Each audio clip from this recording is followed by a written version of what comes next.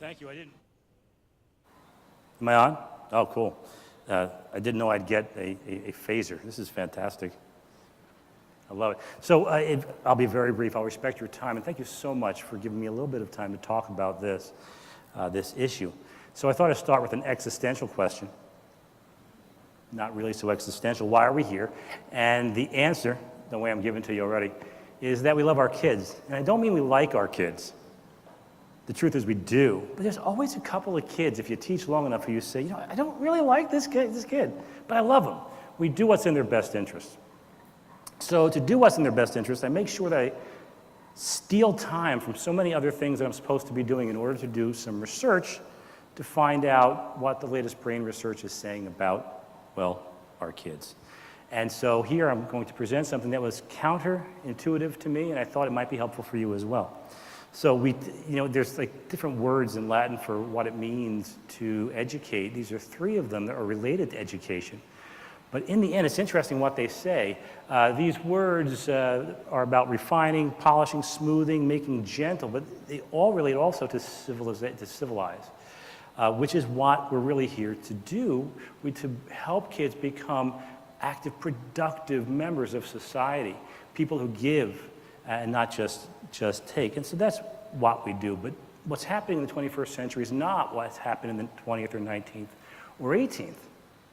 I love quoting Alvin Toffler because I find his insights to be worth keeping in the forefront of my mind. And Alvin Toffler said the illiterate of the 21st century will not be those who cannot read and write, but those who cannot learn, unlearn, and relearn. Education has changed. As you know, we're no longer the sages on the stage, and you've probably heard that 100 times. So we've become the guides on the side, or as I heard at ISTE a couple of years ago, and I've kept, we're the meddlers in the middle, right? So what is the difference of 21st century versus 20th? The kids can get the information by and large, right? What we need to do is to help those kids learn, unlearn, and relearn as quickly as possible. Rapidly assimilate information, connect that information to other pieces of information that are outside of the particular subject under study, preferably from life experience itself, to be flexible, creative, cross-disciplinary problem solvers, in short, to synthesize what they're learning from various courses and from outside of the classroom as well into new understanding. So I call that synthetic thinking, and I'm sure someone must have coined that long before me, so I'm not even going to try. But what I mean when I say synthetic thinking is to connect a new learning to other aspects of life, other curricula, so that down the road they're going to be able to come up with ideas that others aren't because they already have this neural network connecting an idea to something that doesn't appear to be similar, but their brains have made the connection. Well, here's 4 questions, and it's actually like a pre-test, right? I expect you to have an answer because you're teachers, but I haven't actually talked about any of this yet. And that's okay because it's actually one of the techniques I learned actually works to help kids learn a lot. So there's the 4 questions, but to respect your time, I'm moving on. I do believe that test is not a 4-letter word, and I was hoping for a chuckle. Thank you. Thank you, I appreciate that. He did a little something to get me going. So here's my question. What do you think of when you hear the word test? What do you see? Right? For some, it's a writing prompt. For others, I got to grade that. For some of you, like me, it's kind of this, right? Oh, the Scantron. We actually still have one, and it still makes that machine gun sound when somebody hasn't gotten all the right answers. Brrr, fun stuff. When I say test, I want to broaden the definition to a retrieval-based learning, where you're not putting content in or encoding new knowledge, but you are retrieving information that's been put in. What surprised me in the research that I saw again and again, in the end it was over 60 different pieces of research, including meta-studies, that all point in the same direction, and it was profoundly counterintuitive to me. So retrieval-based learning, it turns out, is incredibly powerful, much more powerful, like 4 times more powerful in ways than re-encoding something the kids have already been exposed to. I love reading. I heart, reading, and much to my wife's chagrin. I love to code. I'm not terribly good at it, but I do it. I love to be on my mobile device. I don't call it a cell phone because I seldom make phone calls, but it is mobile. It is a device, and it's my second brain. And so I use it to WeChat and keep track of my budget. So it's my mobile device. I'm on it all the time. I actually had to give it up when I came up here to present because you're supposed to have empty pockets, and it makes me feel funny not to have that on. And my iPad, where, amongst all the brilliant and important research I must do, I also play Clash of Clans and Clash Royale. I do, it's me. So, to begin, how can we increase long-term memory in retention of content? Well, you know, I'm a teacher, and when a student has been exposed to content and they don't get it, I help work with them, I give them questions, maybe some different contexts. But in the end, it tends to come down to, well, make sure you study for that test, right? Make sure you reread. Be like a bulldog, you know, just attack it, don't let it go. Burn that midnight oil, and you'll be all right. It's terrible advice, it turns out. In fact, one of the studies, and I pulled this one out because I thought the graphic was the most clear to see, not that the information is particularly different than the other studies. Washington University, St. Louis said, let's have one of the two most abused laboratory animals in the world, right? There's laboratory mice, but then there's college students, and this was college students. Let's give them a test. Let's structure a course. Let's present them with an opportunity to learn new content or to encode, and then have them re-encode at least half the group. And the other group, let's give them a practice test. Not the same test they're going to get, but let's test them on the knowledge where they have to recall what they learned. And what they found was interesting. So here, in the study being the gray bar versus the study, and then take that test. 5 minutes after being exposed to the information, you see they're very close. In fact, the study kids did a little bit better. But just 2 days later, it was a bit different. And this is repeated again and again ad nauseum in so many studies. And look at this, after a week, who's remembering what here, right? I actually chose this in part because this graph wasn't so amazingly skewed where if I had shown you some others, it would have been more dramatic. I don't want to over-dramatize. I want you to look at someone's research yourself and say, wow, he was kind of lowballing it.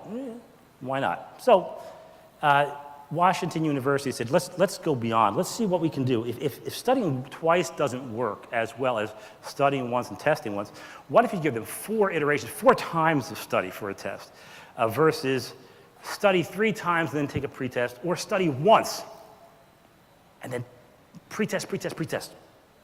Well, 5 minutes after going through that process, the 3 groups were tested, and these are the results. But a week later, these were the results. Now notice the kids who encoded the most. They studied again. We got this thing. But they don't got this thing. There's information being lost. Now we're teachers, and I don't mind being vulnerable because I have a very healthy sense of self, believe me. My wife will tell you. But how many times have we thought in our heads, gee whiz, I told you that 3 times yesterday, and you didn't remember? Well, maybe if I had told them once and then asked them to recall that information in 2 different ways, in 2 different contexts, maybe they would have remembered it. So maybe it's not so much them. You know, Jeffrey Karpik has been moving around. I believe he's still at Purdue now, but he's done some research for Harvard. He's done it for other universities as well. This is a quote I really liked, so I thought I'd put it up here. And I'm not going to read it because you can read too. Okay. I love that. Actually more powerful. That made me think, laser beam. There it is. Why then do students reread materials as they prepare for summative assessments? Why is their prep for the test to go over their notes and go over their textbook? I think in part, at least in my case, it's because I was telling them to. Well, that's how you get ready for the test, right? You review. You review, and the word literally means that which you've already viewed, you view again, right? Review. There might be a better way. So they go and they do it. But check this out. It doesn't seem to work very well. And there's reasons that weren't obvious to me at first, but in some of the research back starting in the 90s, the researchers were guessing and inferring and thinking they know why, but now we have a pretty good idea as to why restudying doesn't seem to help. So briefly, here's another study, and this one is from, well, this is Harvard. I put it up there because it's from Harvard, you know, and that always catches people's attention. Yeah, anything. Here's a Harvard hot dog. It's twice as expensive, but you'll buy it, right? For the kids who all they do is study, restudy, study, study, study, there was a question for them. How well do you think you're going to do on the test? Also, for the kids who study, study, study, tested, and then study once, test 4 times. How ready are you for this test, right? Well, here's what they predicted. Okay, the kids who studied the most, I've read this book 5 times, I've got it. They were the most confident. 80% said, I'm going to smoke this thing. Now, the kids who studied, and then took 1 pretest were like, oh, I'm not going to do that good. And then the kids who studied once, pretested, weren't quite as confident as the kids who did the reading again and again, but they were pretty confident. So what's going on? Now, I bet you already you're predicting what's going to be shown on the next slide. This is how genius you are. You're right. Look at that. The actual performance was significantly different than what was predicted. And the kids who were almost totally nailed it, the kids who really knew and had a sense of just how successful they'd be, were the kids who took in or encoded the information once and then practiced pulling it out 4 times through pretests. They got almost exactly the scores they had predicted, but the kids who were most shocked were the kids who had done nothing but study. But I studied 5 times for this thing, what ad? I guess I had a bad day. Maybe. Or maybe it's this whole idea of studying. Look, okay, I know, because I've done it too. I've done it at college, back when dinosaurs roamed the earth, and I did it in high school as well. You cram for that test. What about cramming? It seems to work, right? It does. It does for a matter of hours. Cramming will put information in briefly, but it doesn't stay there. And if we're trying to teach the kids stuff that they can synthesize and use to come up with new creative ideas to solve the problems that haven't been problemed yet, right? Then maybe cramming is not so successful. Big question, is it more effective to block individual pieces, or cram, in other words, content, or to interleave, study a little bit, 2 days later study a little bit, 2 days later study a little bit? Well, it turns out, as you can probably guess, it's the interleaved. It's the pausing and recalling in different contexts, and pretests and practice tests are different contexts, right? The kids who blocked, right, here's what they predicted they were going to perform on the final test. And the kids who had their reviews interleaved, study 1 day, study 2 days later, study 2 days later, here's what they thought: I'm just not ready for this test.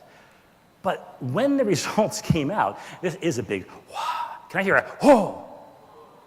Oh, that was so weak. Thank you. You guys are good. Please help me out. I need a little life. Whoa! Oh, you're so good. Thank you. Yeah, this amazed me when I saw these numbers. And I'm showing you individual studies. I realize that, but there's over 60 studies that I've read. So imagine the hundreds of studies that must be out there, right? So why does interleaving actually help? Well, there's 2 possibilities up there, and this information will be available online, but to respect your time, I'm just going to go ahead.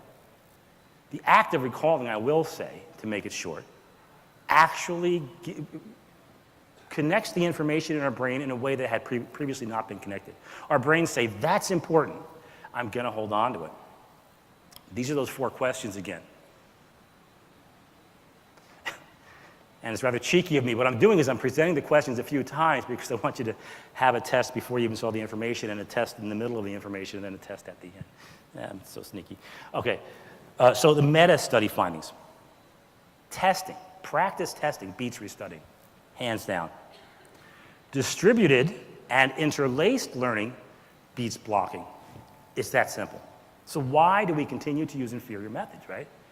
If it's known that distributed and interlaced learning and retesting are the way to go, it's because it's not really known. All of this research comes out of the field of psychology. It doesn't seem to percolate over to the field of education. And there's reasons for that I cannot address today because I have 5 minutes and 47 seconds left, and I'm going to respect your time. Learners do not realize the benefits of practice testing, nor of interleaving. It doesn't feel right. It's counterintuitive. But if I read it again, the information's on the page, I have to have it, or it's on the website, or it's in the tool I'm using. Well, here's the deal. and I'm putting the takeaways so they really get absorbed. This is so important. Some of those I haven't even touched upon. Didn't have time, but I wanted you to get these takeaways. Well, you know what? Maybe I should save them just to the end. When we read a page of text, let's say, right? Unless you're of a certain age like I am, and you get to the bottom and you realize you don't know a single thing that you just read, that actually happens to me occasionally. And you'll say it happens to you too because you love me, right? You're going to be nice to me? Okay, it happens. But I can read a page of text, and I can tell myself, I believe I've gotten the information I need from that page. And I turn it. No, I believe it. Doesn't mean it's true. Doesn't mean I've gotten what the professor wanted me to get out of it, or the middle school teacher, or the high school teacher. But I believe it. And if I'm going to reread it, I'm going to read it a whole lot faster. I'm going to chunk and block the same way. I'm going to skip over and gloss in my mind. It happens automatically, things that I'm sure I've gotten a hold of. So I can study 5 times, and I'm not really re-encoding 5 times. I'm encoding once and kind of dusting it a little bit 4 times, right? We think that the more time we spend reading, the more we're learning, and it's simply not true. Learn it once well, and then retrieve. So what's that look like? Well, in a middle school history class, it may look like 2 baskets. Each basket filled with little pieces of paper, and on those pieces of paper are terms, concepts, and ideas that are essential learnings for this unit and for this year. One basket is for the unit, another basket is for... That's cool. Okay. One basket is for the unit, one basket is for the previous units. Every day, the teacher pulls out randomly 5 terms, 5 ideas, 5 concepts from this unit. Kids, you got 40 seconds to just write out a quick what you know about this concept or idea. Oh, and I'm going to pull 2 from the previous units. Interleave, space, right? And you do that every day. It takes about 5 minutes of class, but you are helping them learn in a way that saying, well, just reread that chapter, simply cannot do. For high school advanced placement computer science principles, and I so much agree with so much that was been said about the College Board, but if you're College Board, if you're listening, I love you. They're starting to get it, actually. In the AP Comp Sci principles, I want to teach kids who are scared to death of the idea of coding because they think they're going to fail, how to code. So we start coding by simply making a flow chart of their favorite song's lyrics. And they spend time doing that, and I say, this is great. But now can you do it so that the refrain only shows up once? Now, they're working in coding pairs, so they're never alone. They always feel comfortable, sometimes in teams of 3. It depends upon their needs. If needs be, 2 coding pairs get together and become a super team of 4. That's fine. Failure is totally an option. I want them to fail every day and get A's. I don't have time to explain that comment, but they can. And so then they rewrite the flow chart, and now they have arrows looping back to the lyrics. And I say, okay, but if I'm going to follow this, how do I know once I've done this lyric the 3rd time, or this refrain the 3rd time, where it goes from there? Okay, you see how you do this loop here? You know what that's called? It's called loops, right? And maybe if you had a way of counting how many times you told the person following the flow chart to return to the refrain, let's call that a counter. And let's say something like, if this is less than the 4th time that you've read the refrain, read it again, else go to this stanza. And when they've gotten the lyrics so that it actually flows, and you can just follow the flow chart and the song is absolutely correct, I say, congratulations, you've just completed your first program. And your program is how to sing this song with the proper lyrics in the proper order. And then we start talking about the terms. Then we get into variables. Anybody who's done computer code, you know what I'm talking about. But you first have them do it, and then you give them different contexts. Okay, here's what that lyrics look like in Scratch, which is a visual program. Here's what those lyrics look like in processing, which is a textual program. But now the kids get it because they've done it, and now they're retrieving information that they did in different contexts, and they really do learn. And then when the tests come, they're given 6 groupings of code. I've got 52 seconds. And I say, these groupings are all supposed to do the same thing. They're supposed to reproduce the song lyrics in the proper sequence. Which ones work, which ones don't. And the ones that don't, tell me how to fix it. You've got the rest of the class. I wish you success, right? Like, that's a way of helping the kids learn. So the key takeaways from a lot of study, from stealing time from everything else, which is why I've got a stack of stuff to grade, is this, right? Testing to help students learn is the right answer. It should be the primary reason we give tests. We know they're summative tests. We know their acronyms. But here's the thing you want to make sure when you're doing it. Give them multiple iterations again and again and again. Immediate feedback. It's very important. Can't tell you why. Make it interleaved, spaces over time. Make it very low or no stakes. And give them a pre-test reflection and a post-test reflection for the kids who don't believe they're going to be successful by testing. Let them see that they can't just keep on reading the book 4 or 5 times. I thank you very much. My time is up. And this is the woman you want to find. She's coming to China in a few months. She inspired me. Writer and author. She writes for the Washington Post and the New York Times, education. And she asks a question, doesn't presume to know the answer, and does the research. What I presented today was inspired by her. And yes, I emailed her and she said, yeah, go ahead and do it, Chris. And by the way, can I visit you in Shanghai? I'm like, ka-ching! I love her because she's coming to see me. Thank you very much.